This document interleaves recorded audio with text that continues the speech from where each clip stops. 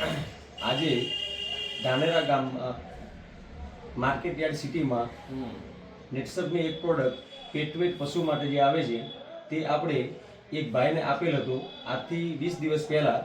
તો એમના રિવ્યૂ જાણવા માટે આવ્યા છીએ. તો સાહેબ, તમારું નામ? પટેલ માસુમભાઈ સવસીભાઈ, ગામ એટા, તાલુકો ધાનેરા, જિલ્લો બનાસકાંઠા. મેં પહેલી વખત આ પેટવેટ એક ડબલ લીધો હતો. ભાઈ આવ્યા હતા મારા જોડે, મેં લીધો હતો. મારા મનથી કીધું ચાલુ કરીએ.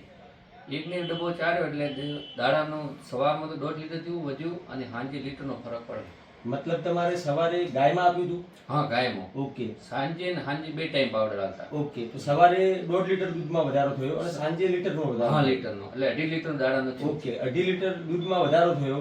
તો ગાયનું દૂધ આશરે કેટલા રૂપિયા જાય તમારે? ગાયનું દૂધ થાય 30 થી 35 રૂપિયા. 30 થી 35. આપણે એવરેજ પકડીએ 33 રૂપિયા ભાવ. હા હા, બરાબર.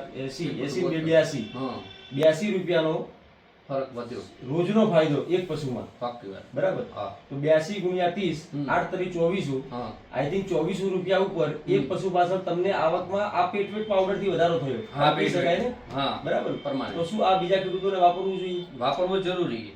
ફાયદો થાય? જે દૂધ ન વધતું ગાયમાં કોઈ તકલીફ તો ઓછું થતું હોય, અમુક 2 મહિના જોયા પછી ઓછું કાપતું હોય, એના માટે પેટ સારા મારો.